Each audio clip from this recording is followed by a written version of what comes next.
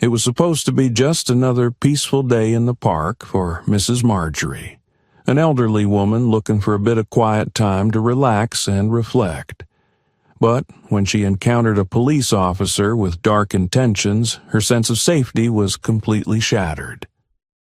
Follow along as courage and justice shine through in this powerful, resilient story. You won't want to miss a moment of this journey. Subscribe to the channel and leave a comment. Your support inspires us to share more meaningful stories. Mrs. Marjorie, an elderly black woman with silver hair and gentle eyes, had a deep love for the city's Central Park.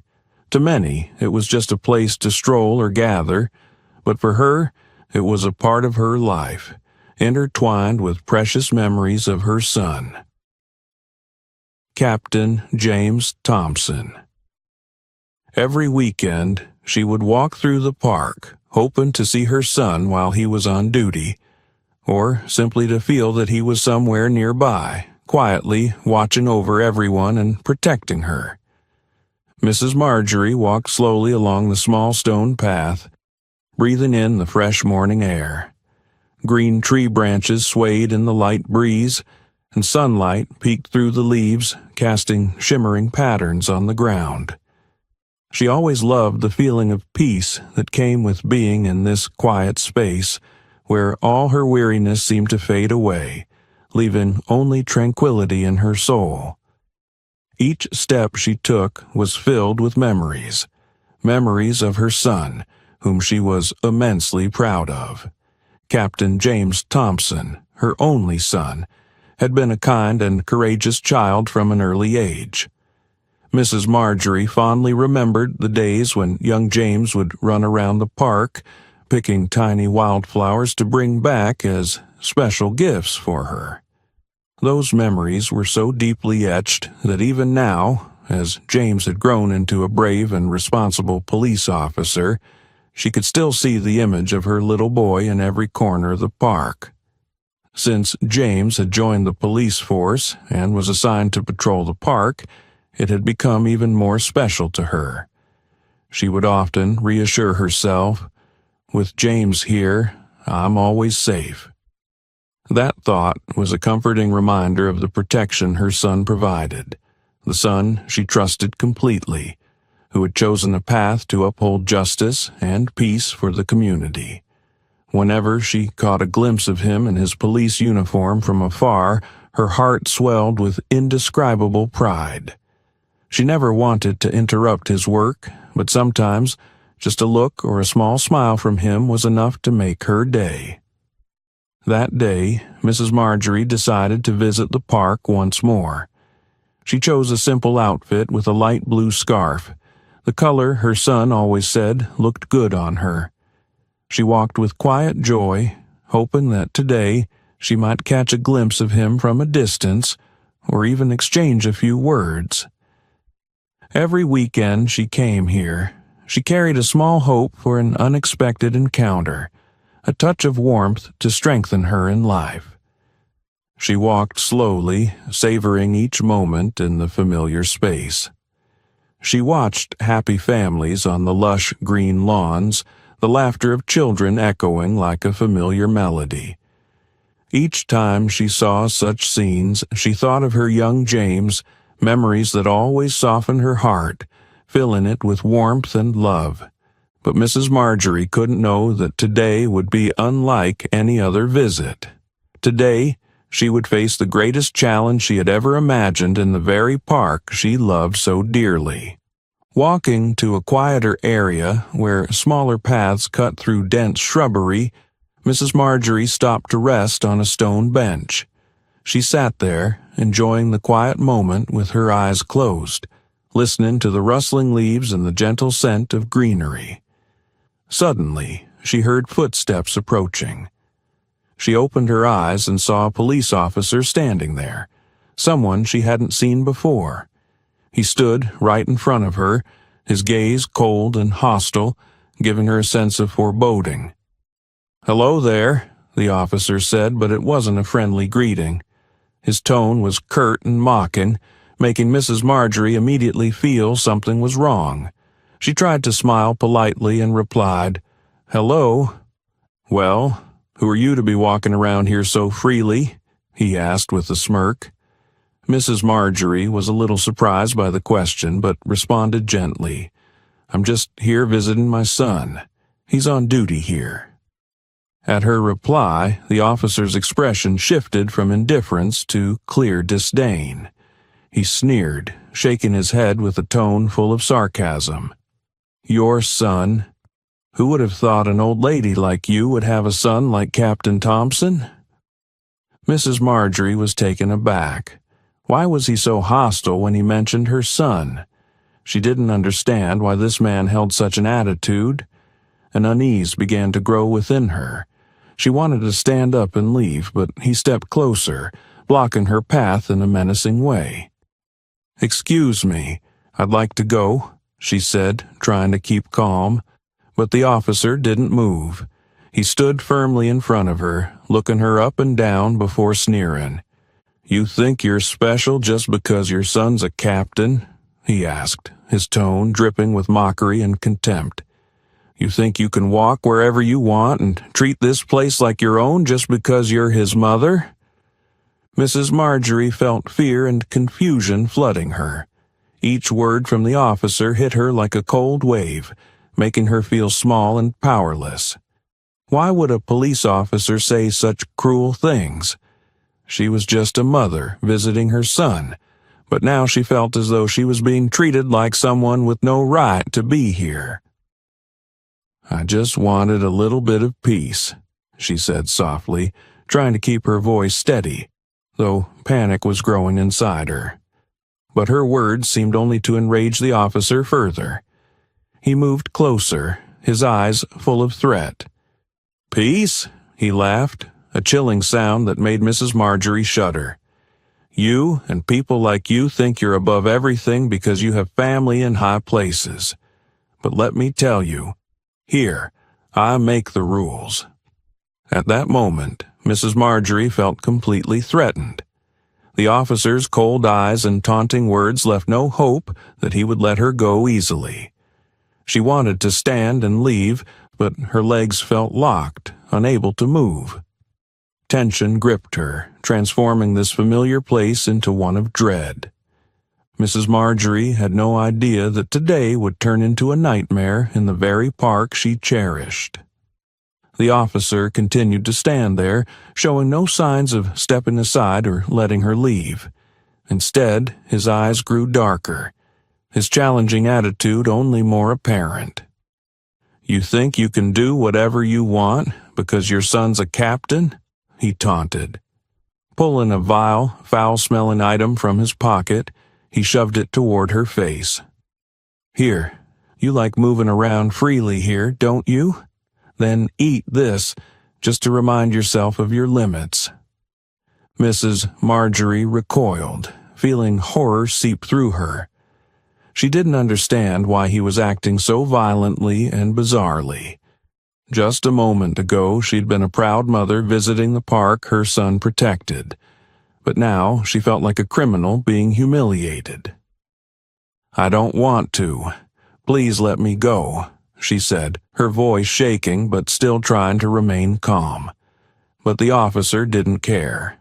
He sneered, his eyes shining with satisfaction at her fear. "Don't want to? Here, you don't have the right to refuse, understand?" He stepped closer, pressing her against the bench, the revolting item lingering right before her face.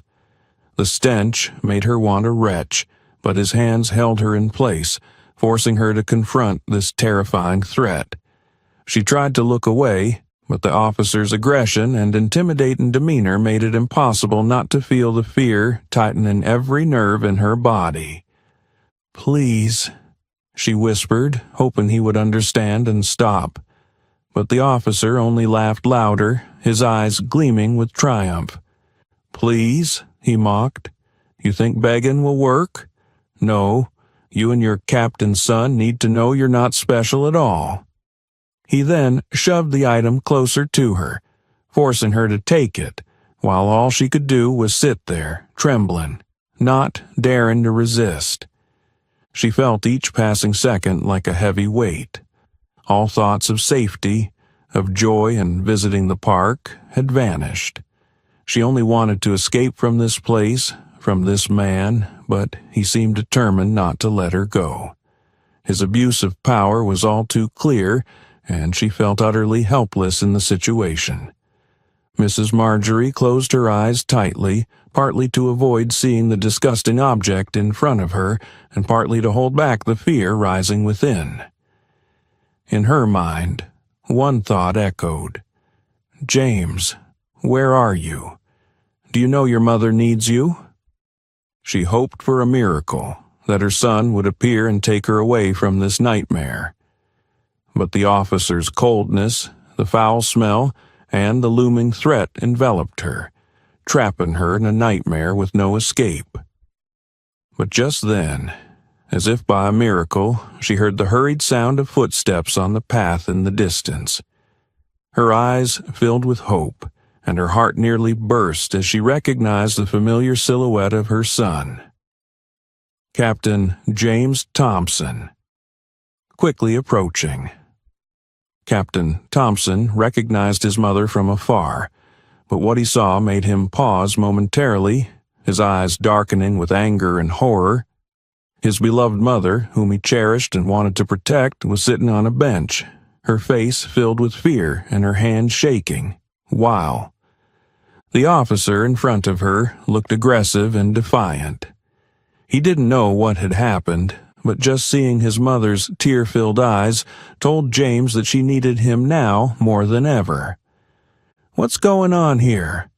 Captain Thompson's voice rang out, strong and commanding. He stepped forward, his gaze cold, focusing on the officer before his mother. The officer flinched slightly, but tried to keep his composure, though a hint of unease crossed his face. He immediately took a small step back, trying to feign nonchalance, but Captain Thompson's eyes didn't miss the hint of worry in his expression. "Mom, are you all right?" James asked gently, though his voice was firm. He stepped over to her, placing a hand on her shoulder and feeling the tremor through her frail shoulders. Mrs. Marjorie looked up at her son, her eyes tearful, but there was newfound hope in them, the hope that all this horror would end with his presence. She nodded slightly, trying to reassure him, but James saw the fear and hurt clearly in her eyes. He turned to the officer, unable to suppress his anger, his voice turning ice cold. "What exactly did you do to my mother?" The officer cleared his throat, trying to remain calm. "I was just doing my job, Captain. She needed a little reminder not to walk freely in this area." "A reminder?" James repeated, each word laced with restrained fury. "You remind my mother by threatening her and forcing her to eat this?" He pointed to the repulsive item the officer still held. "This is what you call doing your job? Harassing an elderly woman simply because she's my mother?" The officer began to stammer, his eyes shifting as if looking for an escape from the tension.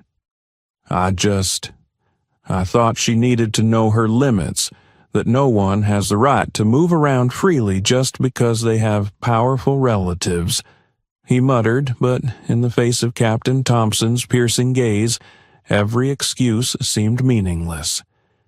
James didn't need to hear more. He looked at the officer with an authoritative glare, his voice cold and final. "You have no right to abuse and threaten citizens like this, especially not someone who has done nothing wrong and is here just to enjoy her time in a public park." The officer tried to hold on to a tough front, but under Captain Thompson's command, he began to show fear. His earlier arrogance and hostility quickly faded, replaced by unease. He took a step back, avoiding James's gaze, but James wouldn't let him get away so easily. "Mom, let me take you home," James said softly to Mrs. Marjorie, squeezing her shoulder gently to comfort her. Mrs. Marjorie nodded, but she couldn't look away from the officer who had caused her such terror in such a short time. But before James could lead her away, he pulled out his radio, his tone firm. "I need assistance at my location. There's a serious case of abuse of power here." He glanced at the officer, his gaze unwavering, causing the officer to grow pale. You can't do that. I was only doing my job," the officer protested, but his voice lacked the confidence it once had, his words betraying his fear. He knew that this time his actions wouldn't be so easily overlooked. James ignored his excuses, his gaze steady, his hand still resting protectively on his mother's shoulder. In his eyes there was only anger and a determination to protect his mother, the woman who had silently watched over him and loved him all his life. "Mom, you're going to be all right. It's over now," he whispered to Mrs. Marjorie, his voice filled with reassurance but also a silent promise that he would never let anyone hurt her again. Mrs. Marjorie nodded softly, her heart warmed by her son's protection. Seeing the strength and resolve in James's eyes, she knew she had found not only comfort, but also an unbreakable shield. In his embrace, she knew all the fear had passed, and from now on, she would never have to face such terror alone.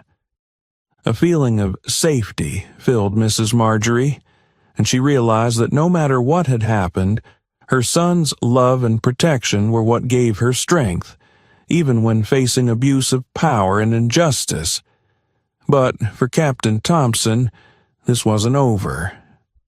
Inside him, a wave of anger simmered at the thought of how the officer had abused his authority and threatened his own mother. He turned to the officer, his voice calm but with a terrifying firmness. "You will be held accountable for your actions. Here, no one has the right to insult or threaten others, especially not an elderly woman here, simply to enjoy a peaceful time in the park." The officer tried to look nonchalant, but his eyes betrayed his anxiety. He knew that going against someone as respected and influential as Captain Thompson had been a grave mistake. His face turned pale, and he began to back away, as if looking for a way out of the situation. But Captain Thompson had no intention of letting him escape easily. Just then, a nearby patrol team responded to his call for backup and arrived. James's colleagues quickly assessed the tense situation, their expression showing clear surprise as they took in the scene with the officer standing there, now in a position of defense. Captain Thompson signaled to his team, then began to recount the events with professional firmness, detailing every action the officer had taken to threaten, coerce, and insult his mother. One of his colleagues spoke up. "We'll handle this immediately, Captain. This behavior is unacceptable."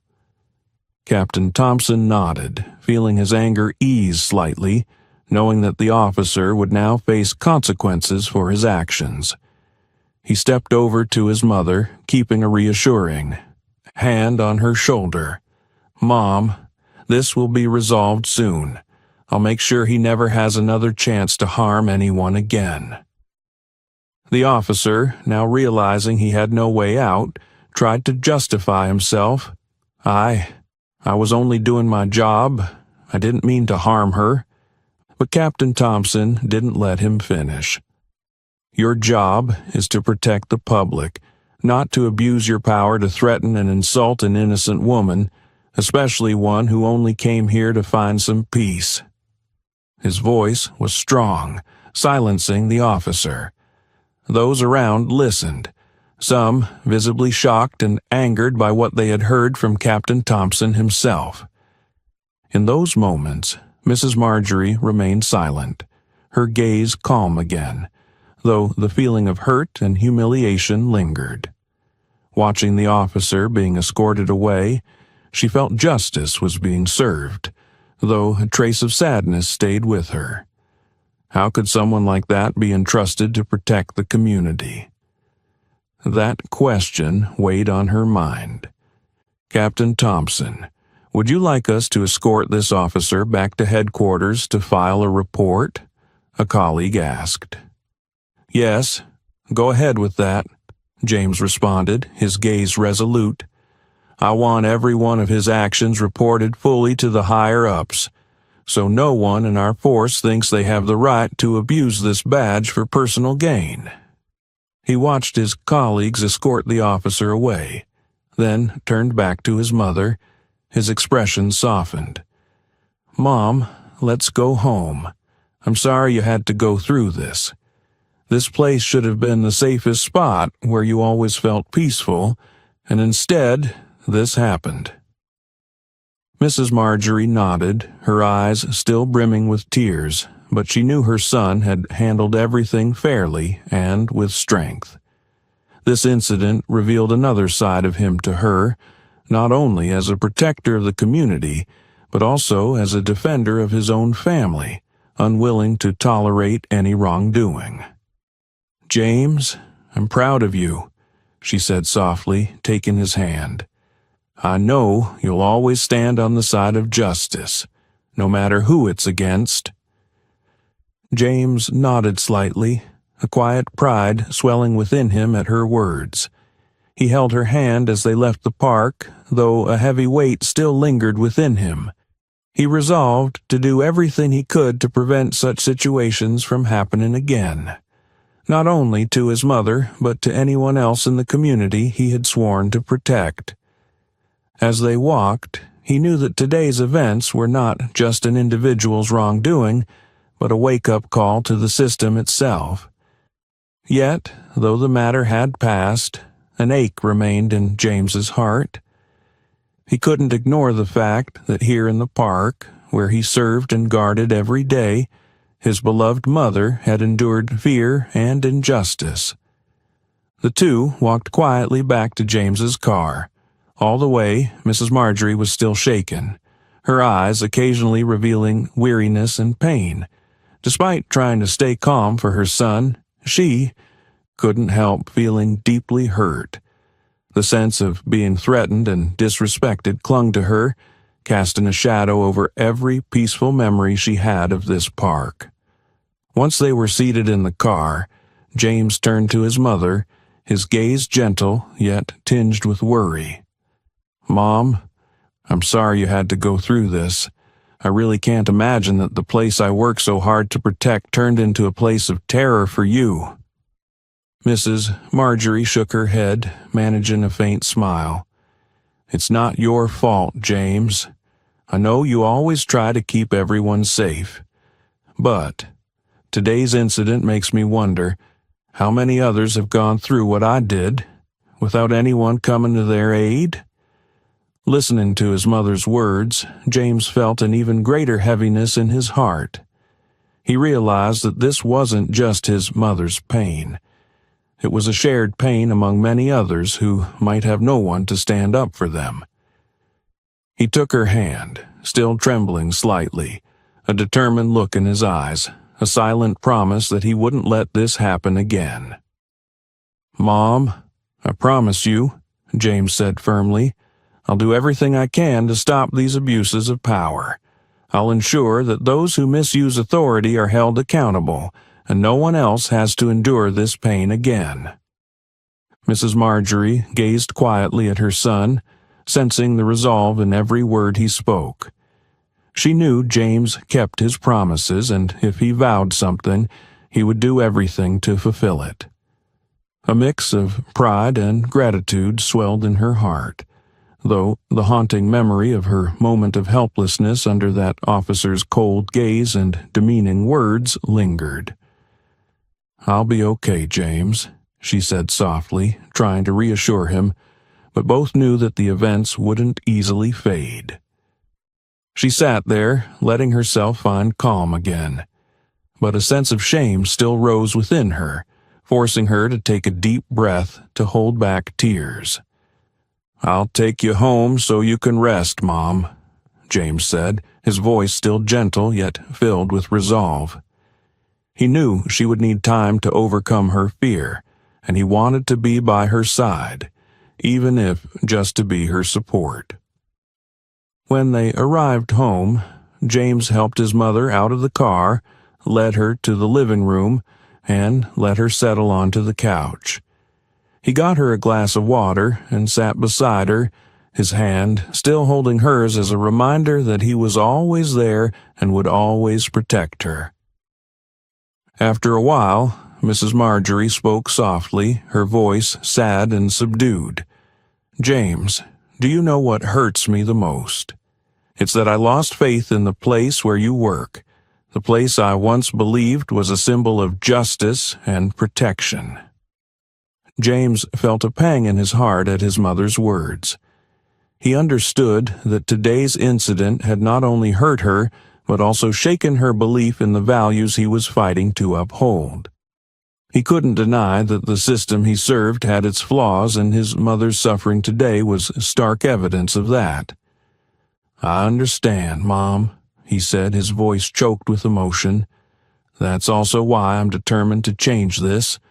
I won't just protect you, but I'll protect those who have no one to lean on, those who might silently endure injustices."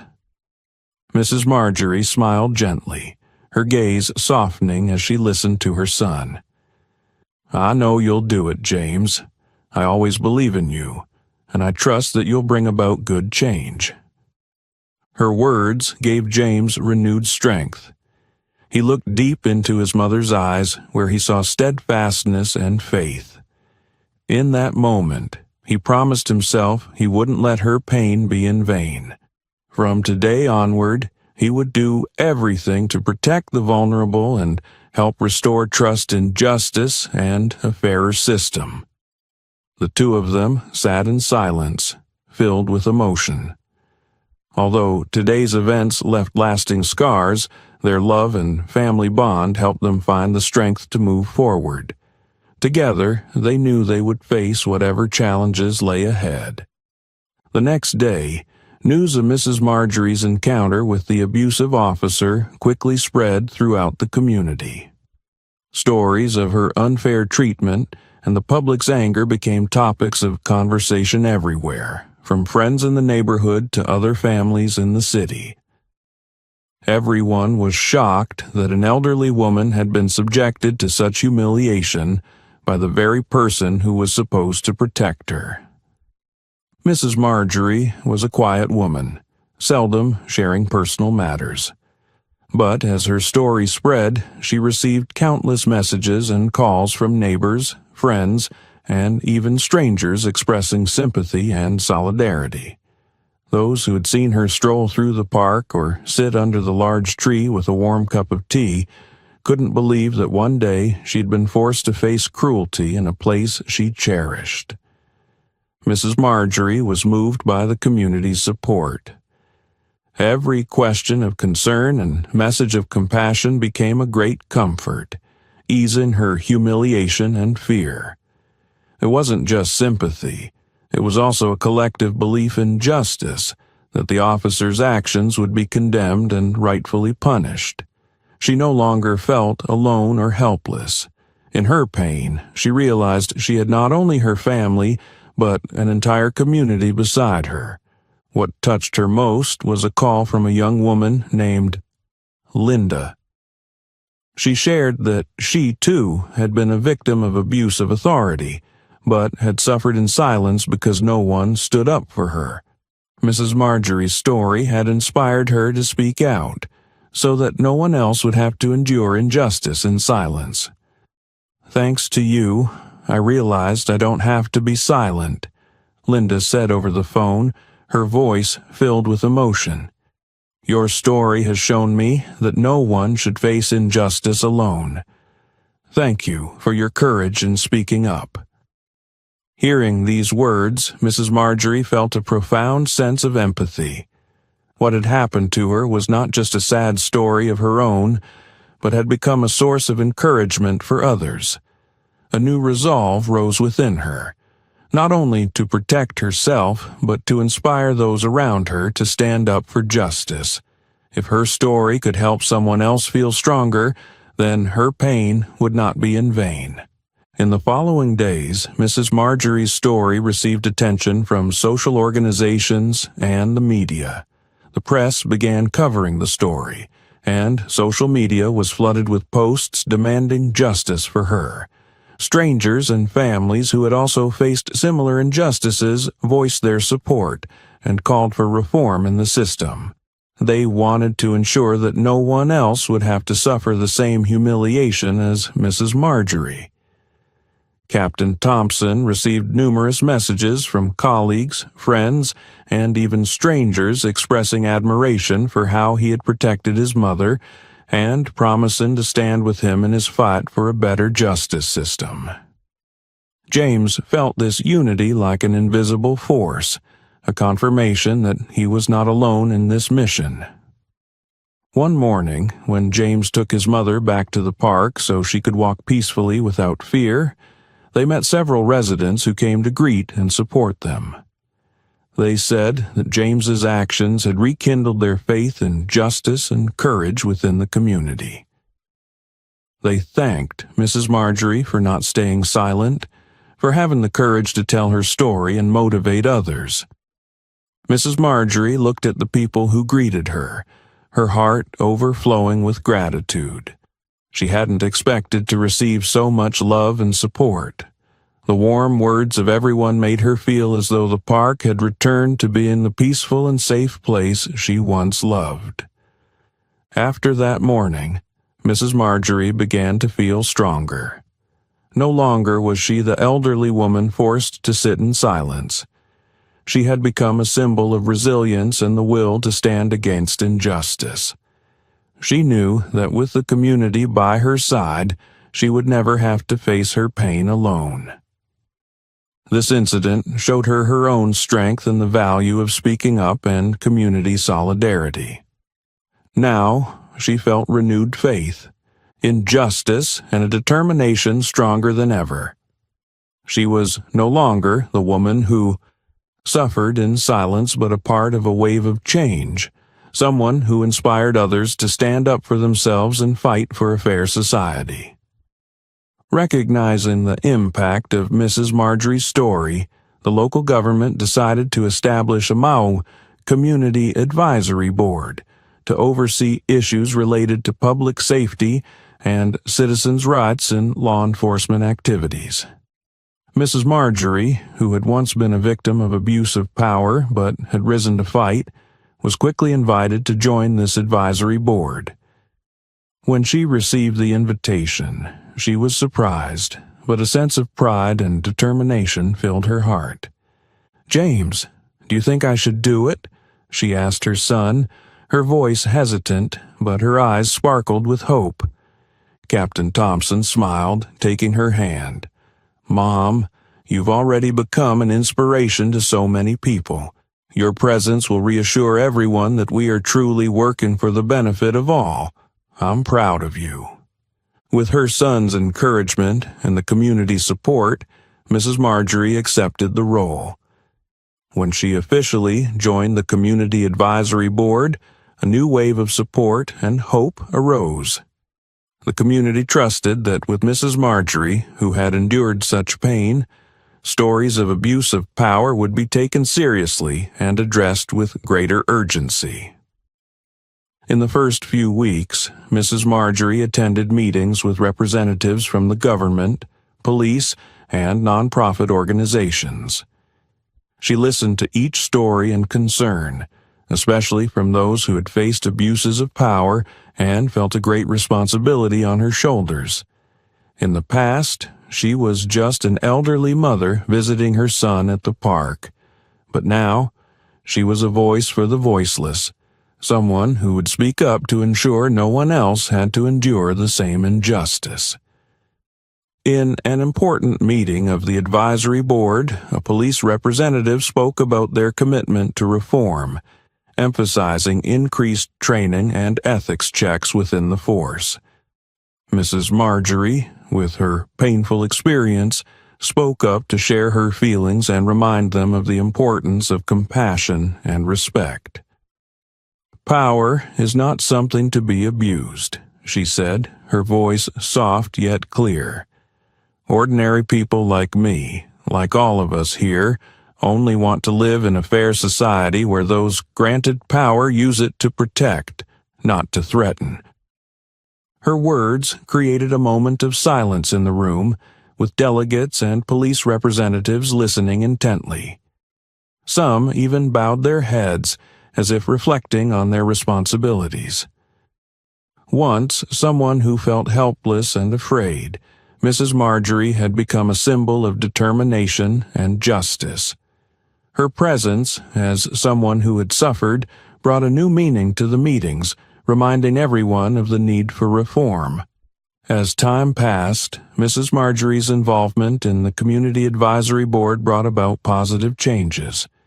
She not only listened, but also contributed to the development of new policies, pushing for stricter regulations on police conduct and establishing a hotline for citizens to report injustices. Along with other members, she worked to gradually restore the community's trust in law enforcement, creating an environment where everyone was treated fairly and respectfully. She also became a guest speaker at community gatherings, sharing her story and encouraging people not to stay silent in the face of wrongdoing and injustice. Each time she stood before a crowd, she saw the strength in every supportive look and desire for change in the audience. She knew that she was no longer fighting alone, that her pain had become motivation for an entire community. With Mrs. Marjorie's dedication, the community no longer saw her as just an elderly mother, but as a hero, a powerful voice ready to stand up for change. Positive changes gradually spread, and people began to feel safe when thinking about the police force.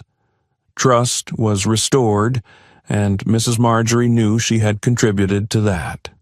After a long advisory board meeting, a board member approached her, eyes filled with gratitude. "Thanks to you, we've realized that true strength lies not in power, but in compassion and justice. Thank you for your courage in speaking out and guiding us down this path." Mrs. Marjorie smiled, a gentle but resolute smile. She knew that this journey was far from over, but with the support of her family, friends, and community, she would not stop. She had found a new purpose in her life, and from now on she would continue to use her voice to ensure that everyone was treated with justice and compassion. With this turning point, Mrs. Marjorie had transformed her pain into strength to improve her community, and she knew she would never give up until everyone felt safe, respected, and protected in their own home. As time passed, Mrs. Marjorie's efforts with the Community Advisory Board created significant changes in the city. Reforms expanded beyond police conduct to raise community awareness about individual rights and responsibilities. Her story inspired many people to stand up for what was right, creating a positive ripple effect. One evening, at a ceremony honoring the contributions of individuals and organizations to the community, Mrs. Marjorie was invited to speak on stage. Standing before the crowd, seeing so many admiring and grateful faces, she felt a warm, invisible strength fill her heart. It wasn't just pride, but an acknowledgement of a difficult yet meaningful journey she had shared with the community. She took the microphone, her voice calm yet resonant, a message for everyone present and future generations. The changes we've achieved today aren't due to one person, but the strength and faith of all of us. The pain I endured showed me that silence is never the solution, and only when we speak up together can justice reach every corner of society. I believe that any of us, whoever we are, can become a leader if we dare to stand up for what is right. Applause echoed throughout the room, filled with gratitude and admiration. Many stood, clapping continuously. Seeing the crowd's reaction, Mrs. Marjorie felt that all the pain and suffering she had once endured had been repaid. That pain had become a flame, inspiring others to build a fairer society. James, sitting in the front row, looked at his mother with pride and love. To him, Mrs. Marjorie was not just his mother, but a symbol of resilience, someone who helped him realize the profound meaning of serving justice. He knew her journey had changed his life, helping him see the true value of his work. In that moment, he silently promised that he would continue to serve, protect the ideals his mother had championed, and pass them on to him. After the ceremony, Mrs. Marjorie and her son walked out of the hall. Several people approached to thank her, sharing that they had learned so much from her story and, because of her, had found the courage to face life's injustices. She held their hands tightly, offering sincere encouragement and assuring them that together they could overcome anything. As the two walked away, the street lights illuminated their path, lighting up the way ahead. Mrs. Marjorie knew her journey was not yet over, that there was still much to be done to protect and uphold justice. But with the support of her family, friends, and community, she knew she would never be alone. She had left a lasting mark on everyone's hearts, a legacy of courage and resilience, and she believed those values would continue to be passed down to future generations.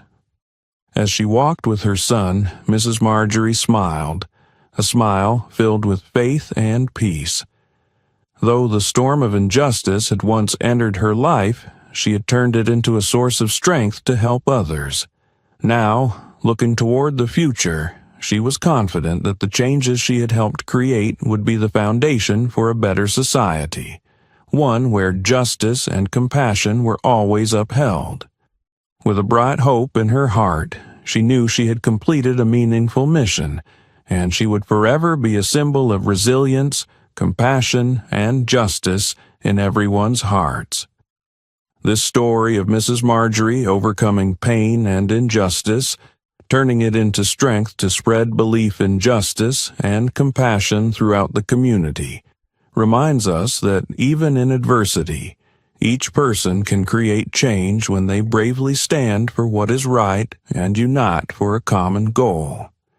We hope this story serves as a reminder that the power of one individual can make a difference, and when we stand together, a better future is always within reach. Please subscribe to the channel for more inspiring stories like this, helping to spread positive values and contribute to building a fairer and more compassionate community. Thank you for being with us.